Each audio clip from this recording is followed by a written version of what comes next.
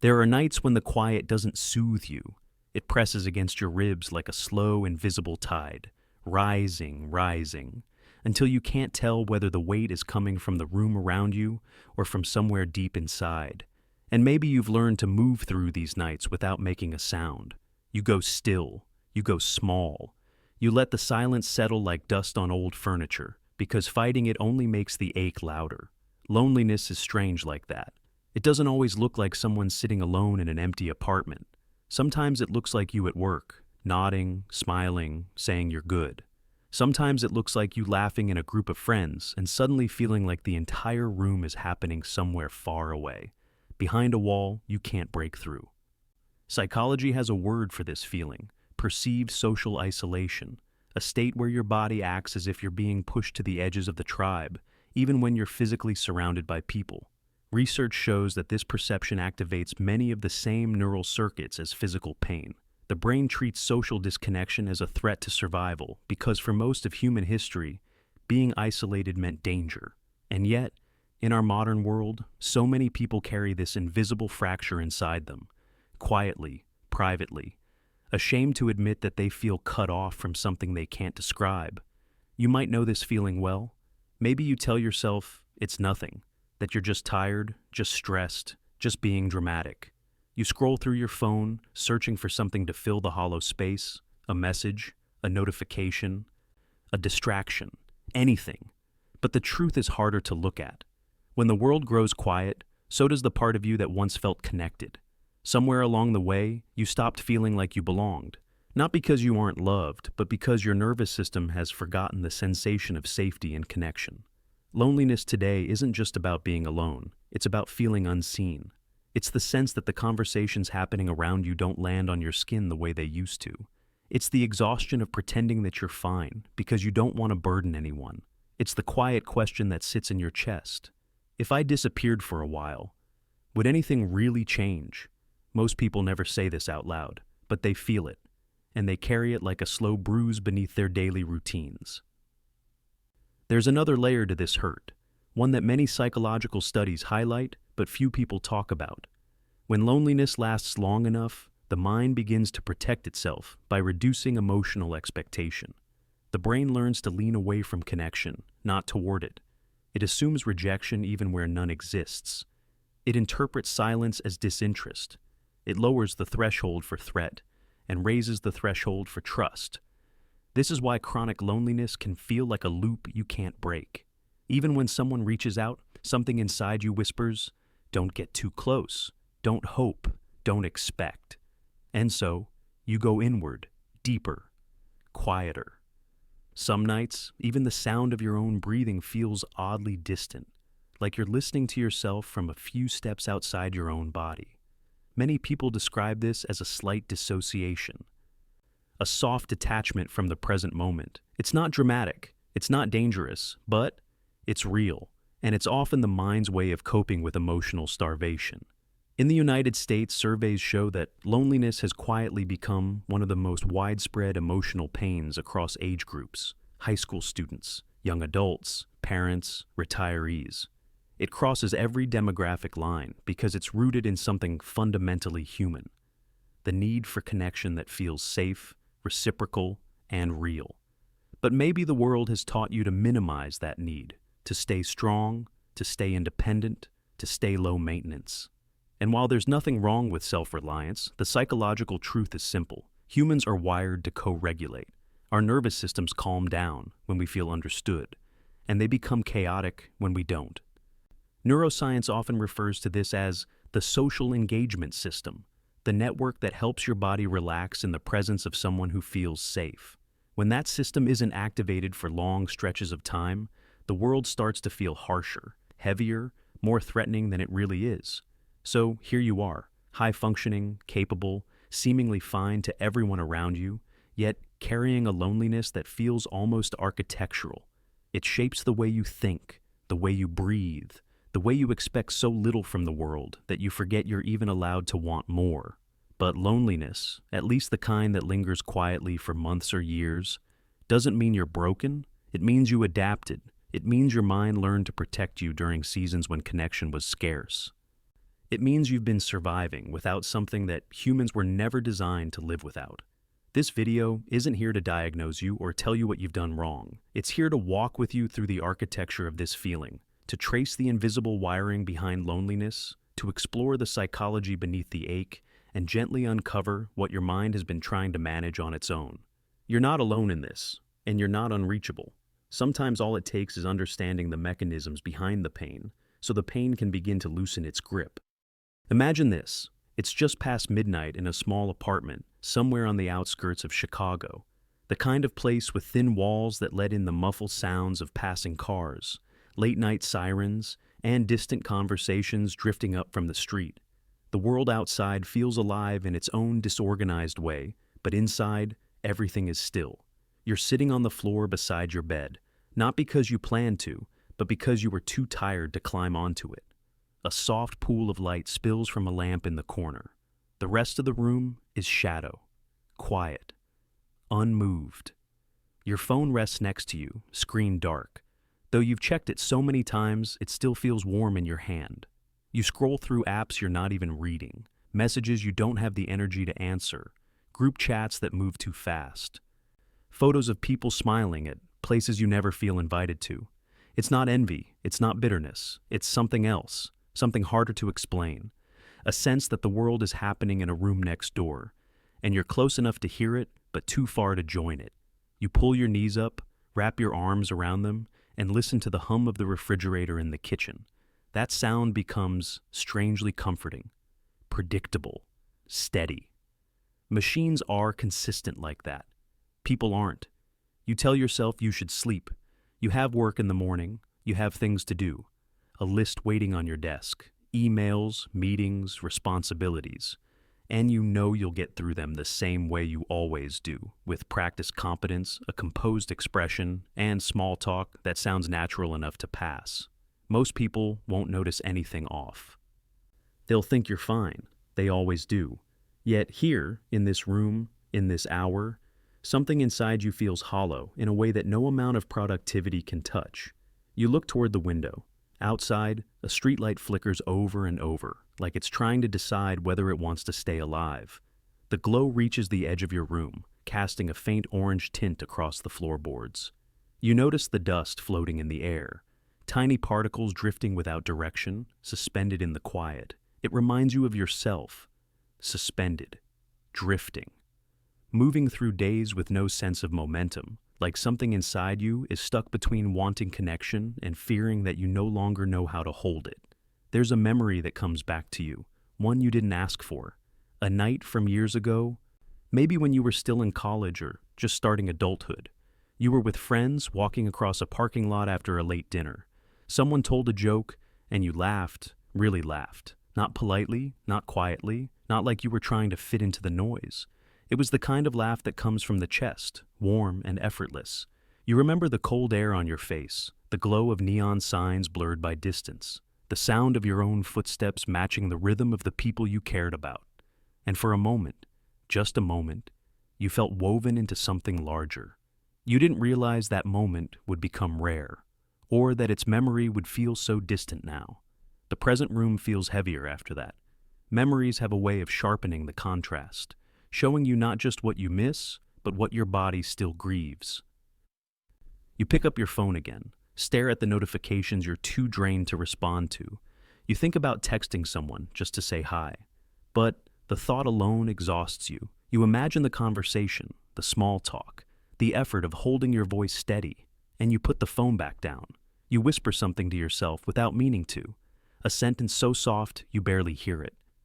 I just don't want to feel like this anymore.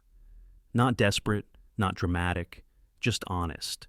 And the room, quiet as it is, seems to swallow that confession gently, like it's been waiting for you to say it out loud. Because loneliness becomes heavier when it stays unnamed. And tonight, even if nothing changes, the truth has finally surfaced. You lean your head back against the bed frame, eyes half open, breath slow. Outside, the streetlight flickers again. Inside, the silence loosens just a little, not because the pain is gone, but because you've stopped pretending it isn't there. In that dim orange glow, Your loneliness is no longer an enemy. It's simply a part of you, tired, tender, asking for something human, something real, something that still exists, even if you haven't felt it in a long time. Loneliness is often described as an emotional ache, but the brain doesn't feel it as poetry. It registers it more like a malfunction in the body's navigation system, a warning that something essential has gone missing. When scientists study loneliness, the data tends to orbit around the same handful of circuits: reward, threat, memory, and the regulatory networks that hold all three in balance. But the strange thing is, loneliness doesn't simply hurt, it distorts. It bends your perception of yourself, of others, of what the world is even capable of giving you. And if you've ever felt that strange, hollow drift, where you can be surrounded by people yet somehow feel like a ghost in your own life, the explanation isn't character weakness. It's not about being too sensitive. It's neurobiology quietly misfiring beneath your ribs. So, let's slow down and peel back the layers. Loneliness begins inside a region called the social pain network, which overlaps strongly with the dorsal anterior cingulate cortex, the same area activated when you're physically hurt. Neuroscientists suspect that this is an evolutionary holdover. Being disconnected from your group once meant danger. Isolation meant you might not survive the night. So the brain lights up the same circuitry it uses for physical threat. That's why loneliness doesn't feel like a mood. It feels like a bruise you can't point to. Meanwhile, your reward system, especially the dopamine pathways that normally respond to connection, conversation, shared laughter, or even small social recognition, begin to shift. But not in the way most people think. Loneliness doesn't simply turn the reward system off. It does something more subtle. It recalibrates it. Studies on chronic loneliness show reduced activity in the ventral striatum when people are shown positive social cues, meaning the brain stops rewarding you for the things that once made you feel part of the world. This is where loneliness becomes dangerous, because when the reward system quiets down, you don't just feel alone. You start to believe that even if someone reached out, it wouldn't matter. And the longer this goes on, the more the amygdala gets involved. People become more vigilant, more alert to rejection, more sensitive to perceived distance. A room full of neutral faces suddenly feels cold. A short reply from a friend feels like a door being closed. Nothing has changed externally, but everything has changed internally. It becomes harder to initiate connection, because your brain has learned that connection rarely pays off, and harder still to trust connection when it appears, because something inside you braces for it to disappear. That's the paradox of loneliness. You want people, but you also flinch from them. You crave closeness, but closeness feels too sharp. And then there's the other side of the equation, self-connection. Neuroscience shows that the medial prefrontal cortex, an area involved in self-reflection and internal sense-making, becomes less active when people feel chronically lonely. This doesn't mean you lose the ability to think about yourself. It means you lose the ability to feel connected to yourself.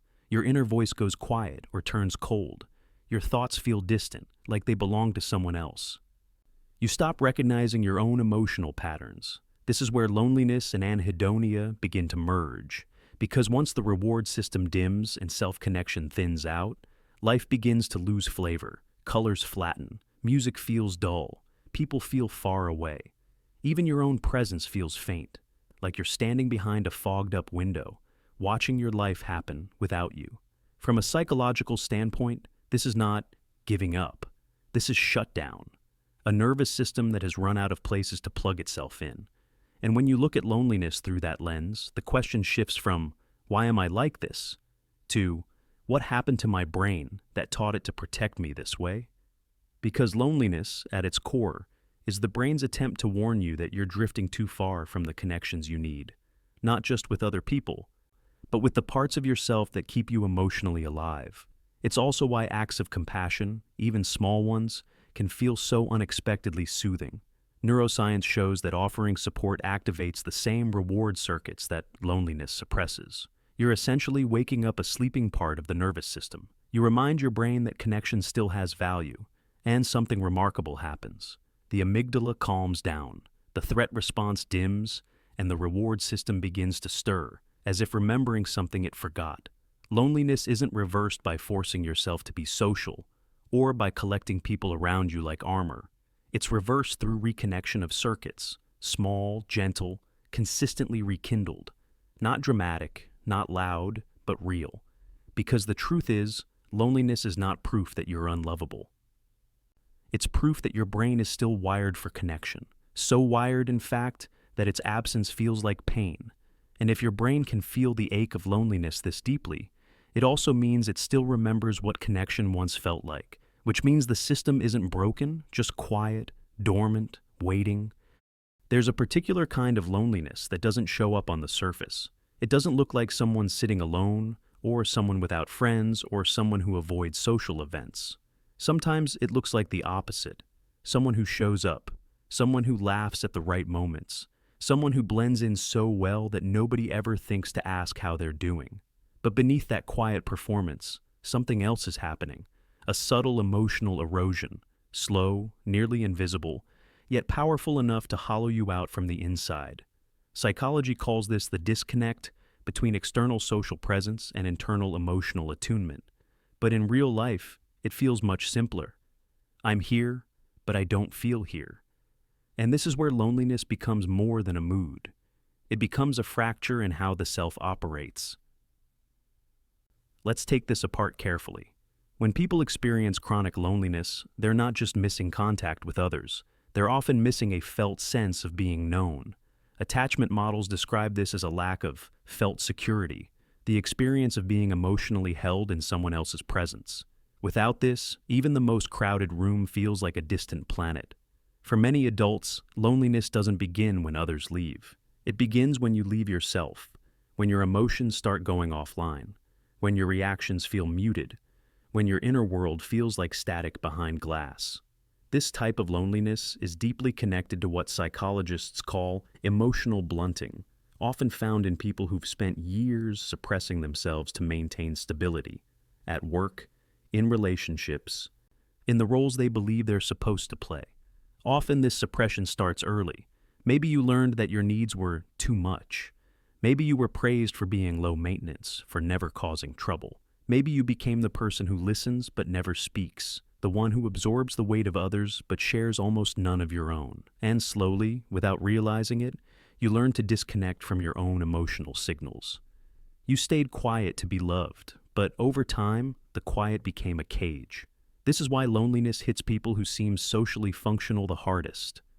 They're good at appearing connected. They're not good at feeling connected.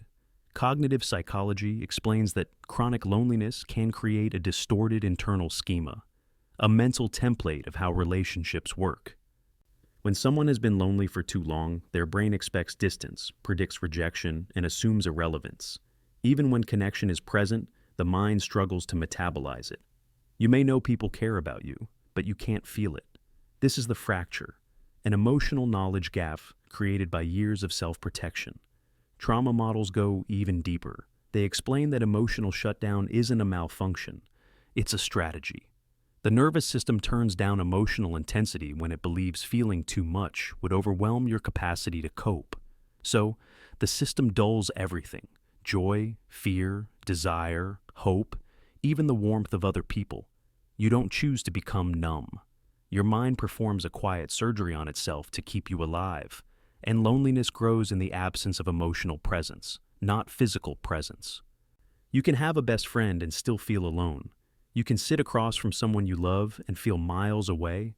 You can be in a relationship and feel like you're living parallel lives. What complicates this further is the shame of loneliness. Many people don't talk about being lonely because they fear it signals failure, social failure, personal failure, emotional failure, so they bury it. They distract themselves, they stay busy, they smile. But the body keeps the score, the nervous system keeps whispering, and the mind quietly takes note of every unspoken ache. Loneliness is rarely just loneliness. It's often layered with fear of burdening others, fear of being dismissed, fear of being misunderstood, fear of wanting too much, fear of not being enough. In long enough silence, these fears turn inward, forming a new belief. Maybe I'm meant to be distant. Maybe this is who I am now. But psychology challenges that idea. It suggests that loneliness is not an identity. It's a state, one that shifts as your internal and external worlds reorganize. It's deeply tied to context, history, and the way your nervous system has learned to protect you. And that protection, the distancing, the quieting, the numbness, makes sense in the environments where you first developed it. But it doesn't always serve you in the environments where you are now. That's the hidden truth. Loneliness is not caused by lack of people. It's caused by a nervous system that no longer trusts connection. And trust, once broken internally, takes time to rebuild. But it can be rebuilt, not through force, not through social pressure, but through understanding, through naming the patterns that once kept you safe, and gently teaching your mind that connection can feel different now. Because the deepest loneliness isn't about being unseen by others. It's about forgetting how to see yourself, and remembering that again, slowly, quietly, patiently, is the beginning of coming back to life. There's a certain kind of truth you only discover when life gets quiet enough to hear what's underneath. And if you listen closely, you start to notice patterns the outside world never taught you to name. This is where the real turning point begins, not with advice, not with motivation, but with the kind of insight that rearranges how you understand yourself. One of the first things you realize is that numbness isn't emptiness. It's your brain putting out a fire you didn't know was burning. It's not that you don't feel anything. It's that your nervous system has decided to protect you by freezing the entire room. You think you've shut down because you're weak, but numbness is a survival response. It's the moment your mind says, if I let you feel even a fraction of this, it will break you. So it holds the pain in suspension. Like ice preserving something you haven't had the strength to touch. You're not emotionless. You're in a kind of emergency stasis and burnout. Burnout isn't a dramatic collapse the way people imagine it. It's quieter, more cruel. It's the slow dimming of the reward system, like someone turning down the brightness on your inner world one notch at a time. You still wake up, you still show up, you still move through the day in the same body. But something that used to hum inside you goes silent. You're not lazy, you're not ungrateful. Your brain is simply struggling to release the chemicals that make effort feel connected to meaning. Burnout isn't about exhaustion. It's about the disappearance of the music you once moved to. And then there's anhedonia, the kind of emotional shutdown people mistake for lack of willpower. If you've ever lived inside it, you know it's nothing like laziness. It feels like trying to breathe through glass, like reaching for joy with hands that pass straight through it. The world doesn't stop being beautiful. You just lose the ability to feel the part of you that can respond to it. The sunsets are still there. The people you love are still there. But the connection between your heart and the world flickers in and out like a faulty light. And no matter how much you try harder, nothing catches. Because trying harder is not the cure for a circuit that's gone offline. People like to say you overthink things. But overthinking isn't a personality flaw. It's what happens when your brain is trying to navigate a maze with the lights turned off. Uncertainty feels dangerous. So your mind generates every possible scenario to keep you safe. You're not spiraling because you want to. You're spiraling because your nervous system is begging for a sense of control in a world where everything feels unpredictable. It's not a malfunction. It's a coping mechanism, a way of mapping the dark when you don't know where the edges are. And the truth is, some people don't fall apart loudly. They don't break in ways others can see. They just slowly drift away from themselves, millimeter by millimeter, until one morning they catch their reflection and feel the ache of unfamiliarity. Not because something catastrophic happened, but because years of quiet, unspoken survival reshaped them without permission. Identity doesn't always fracture. Sometimes it just quietly dissolves. Loneliness works the same way. It's not the absence of people. It's the absence of being understood. You can be surrounded, supported, even loved, and still feel like you're speaking through one-way glass. What hurts isn't isolation. What hurts is that no one sees the architecture of what you carry. And without being seen, connection feels like an illusion. Some wounds don't hurt the way you expect. They don't sting or bleed. They echo. They reverberate in the quiet moments, in the shower, in the car, in the pauses between conversations. You don't even realize they're there until something small brushes against them and the sound ripples through your whole chest. These are the injuries that don't heal with time. They soften, they change shape, but they remain woven into the background noise of your life. And maybe the most important insight of all, you're not failing at life. You're surviving something no one else can see. You're carrying an invisible weight that doesn't show up in photos or conversations or casual small talk. But your body knows, your heart knows, your nervous system knows. And every day you keep going is not evidence of weakness. It's evidence of a resilience that's almost impossible to articulate. This is the threshold where transformation begins. Not because you force yourself to be stronger, but because you finally understand the truth beneath everything you've been blaming yourself for. There comes a moment when you begin looking at your inner world the way you'd study an old photograph, examining the shadows, the scratches, the pieces that time has weathered. And what you start to understand is that your struggles aren't isolated events. They belong to a larger architecture, a system of patterns, reactions, protections, and learned responses that have been forming for years, long before you ever realized something was changing inside you. Most people assume healing is about fixing what's broken, but healing, real healing, is more like understanding the blueprint of a house you've been living in your whole life without ever seeing the floor plan. You start noticing the beams that hold you together, the cracks that let in cold air, the rooms you never enter because something about them feels unsafe. You begin to see that your emotional world has its own internal logic, and it's been following that logic long before you had words for any of it. One of the first concepts that pulls everything into focus is the idea of adaptive shutdown. Psychology and neuroscience have shown that the nervous system doesn't simply malfunction when you're overwhelmed. It reorganizes itself to keep you alive. When life becomes too heavy, the mind activates mechanisms that dial down sensation, emotion, motivation, even memory. It's not punishment, it's preservation, a way of reducing your emotional bandwidth when the system can't bear any more input. And once you see that, everything begins to look different. Your lack of motivation suddenly appears less like a character flaw and more like a smoke alarm for chronic stress. Your emotional numbness becomes a sign that your brain has been operating in survival mode for too long. Your difficulty feeling joy isn't a failure. It's a temporary blackout in the reward circuitry caused by overload, depletion, or prolonged threat. There's something profoundly freeing in recognizing that nothing inside you is random. Not your detachment, not your overthinking, not your exhaustion, not even the quiet sadness you carry for reasons you can't fully explain. Attachment theory explains why certain emotions trigger shutdown faster than others. Trauma research shows why small stresses feel catastrophic when your system has been operating on high alert for months. Cognitive psychology reveals how distorted beliefs, often created in childhood, shape the stories you tell yourself about who you are and what you're worth.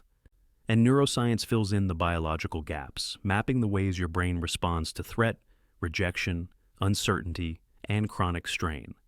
When you start connecting these dots, the story you tell about yourself changes. You stop seeing your reactions as failures and begin seeing them as adaptations. You stop blaming yourself for patterns you didn't consciously choose. And slowly, you begin to understand that your brain has been trying, desperately, to protect you long before you knew you needed protecting. It's strange, isn't it? How the very defenses that once kept you alive eventually become walls that keep you from living. The hypervigilance that helped you survive chaos becomes a barrier to trust. The emotional distancing that shielded you from hurt becomes a habit you can't turn off. The detachment that numbed the pain also blunts your joy. The self-reliance that kept you strong makes it impossible to ask for help. And yet, these defenses didn't appear without reason. They were shaped by environments that demanded them, homes where emotions weren't safe, relationships that were unpredictable, childhoods that required you to grow up too quickly, moments where vulnerability felt dangerous, years spent in workplaces or situations where burnout wasn't a possibility. It was inevitable.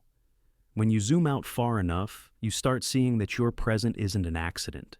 It's an echo of the coping strategies you built when you were too young to know what coping even meant, an echo of the beliefs that were formed around survival, not truth, an echo of the messages you absorbed from parents, partners, teachers, or the culture around you. But this is also where something shifts, because once you recognize the architecture, you can remodel it. You can choose which walls stay and which ones need to come down. You can learn to open windows you once kept nailed shut. You can decide that the version of you who existed out of necessity doesn't have to be the version that leads you forward. Concept expansion isn't about adding more knowledge. It's about broadening the frame until the story makes sense. It's about realizing that your emotions, your struggles, your fatigue, none of it is a mystery. It all fits into patterns humans have been living with for generations. Patterns that can be understood. Patterns that can be softened. Patterns that can change. And maybe the most powerful realization of all is this: your nervous system isn't stuck.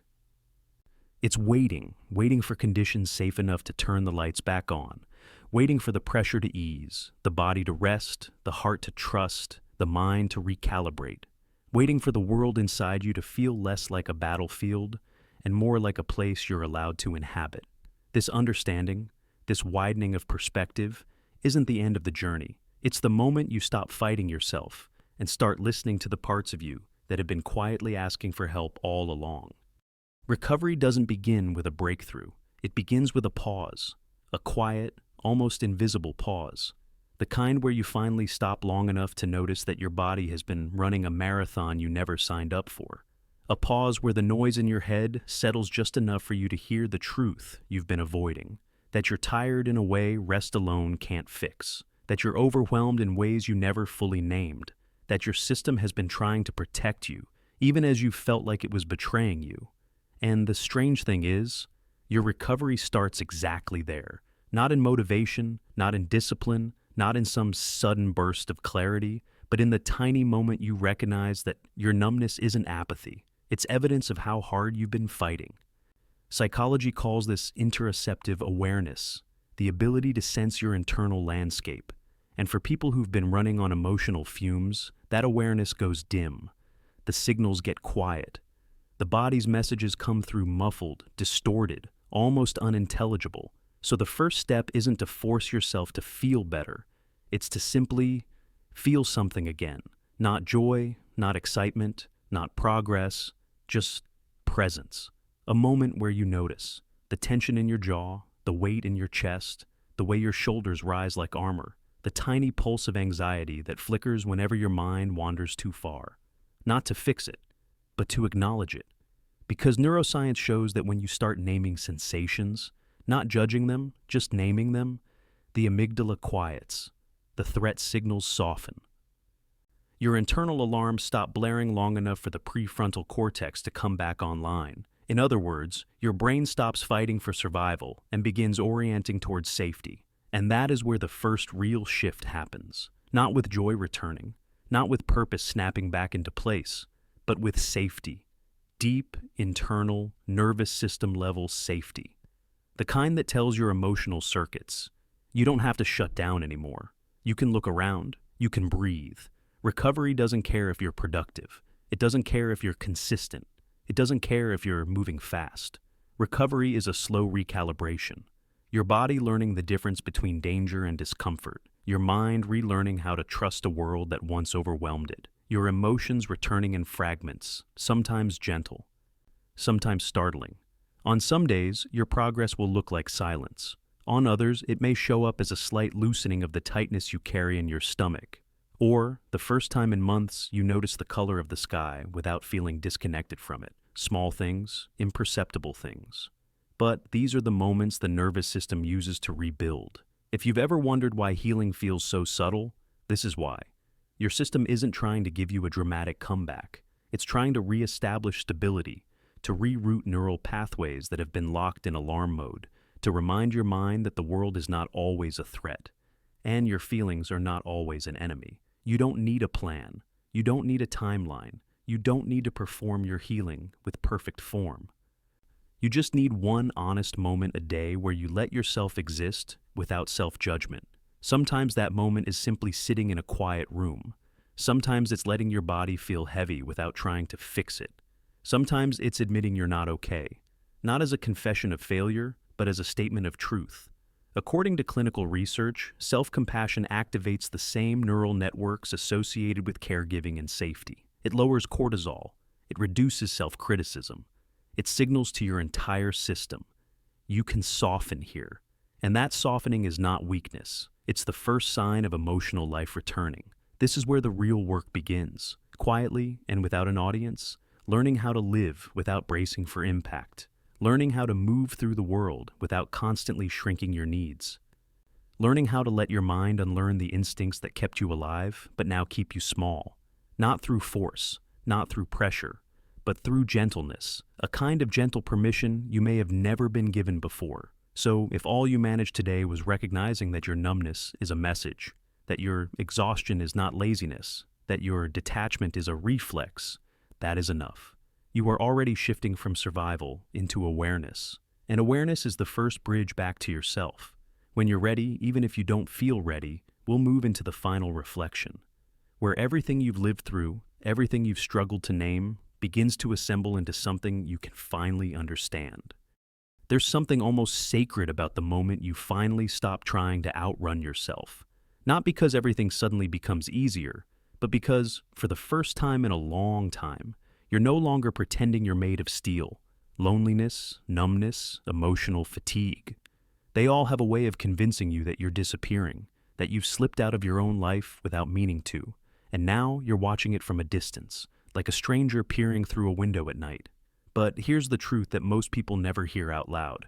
You're not disappearing. You're dissolving, temporarily, under the weight of signals your body didn't know how to process. And dissolving is not the same as dying. It's not the same as being broken. It's the brain's way of saying, this is too much. I need a dimmer switch. And for a while, that dimmer switch becomes your new normal. Everything muted, everything blurred, everything folded into a quieter version of itself. You start thinking something is wrong with you. You start wondering why other people seem to live inside their emotions while you live beside yours. You start questioning whether you'll ever feel truly connected again, to people, to moments, to your own life. But here's the strange, quiet miracle. The moment you begin to understand why you shut down, you're not shut down anymore. Not fully, not in the same way. Awareness is connection, even if the connection is fragile. Psychology calls this emotional attunement, the capacity to stay close to your inner experience without collapsing under it. And attunement doesn't show up like joy. It shows up like honesty. The honesty to admit, I'm lonely, but I'm here. I'm numb, but I'm listening. I'm tired, but I'm still trying to understand myself. And that is the beginning of connection. Not connection to other people, not connection to some ideal version of your life, but connection to yourself. The part of you that has always been trying to make sense of the world, even when the world felt too loud for you to inhabit. You were never as alone as you felt. Your mind was with you, your body was with you, your emotions were not absent. They were buried, waiting for permission to surface. Every faint flutter of feeling you've noticed lately, a slight warmth in your chest, a brief moment of curiosity, a flicker of recognition in someone's voice. These are signs of your internal circuitry coming back online, subtle, shy, almost imperceptible, but real. Loneliness doesn't disappear in a single moment. It unwinds slowly, like a tight knot loosening thread by thread. And as it loosens, you begin to notice the world again. The way light falls across your room in the morning, the way air feels against your skin during a walk, the way a single human voice can soften the static in your head. These moments aren't dramatic. They aren't cinematic in the Hollywood sense. They're cinematic in the human sense, small scenes that carry more truth than any grand revelation. And maybe that's the quiet lesson hidden underneath everything you've lived through, that healing isn't a return to who you used to be. It's the slow emergence of someone new, someone who finally understands their own inner landscape, someone who speaks more gently to themselves, someone who doesn't confuse emotional shutdown with failure. It's okay that you don't have all the answers yet. It's okay that your progress feels inconsistent. It's okay that you're still tired, still unsure, still finding your footing. The important part is that you're here, in this moment, in this feeling, in this fragile awareness, present enough to name your pain and patient enough to let it unfold. So, if you take anything from this quiet journey, let it be this. You haven't lost yourself. You've been waiting for yourself, in the silence, in the numbness, in the loneliness you didn't know how to decode. And now, slowly, gently, patiently, you're learning how to hear your own voice again. Not the loud one you use for the world, but the softer one. The one that has been whispering beneath everything. I'm here. I never left. I'm coming back. And maybe, just maybe, that's enough for tonight.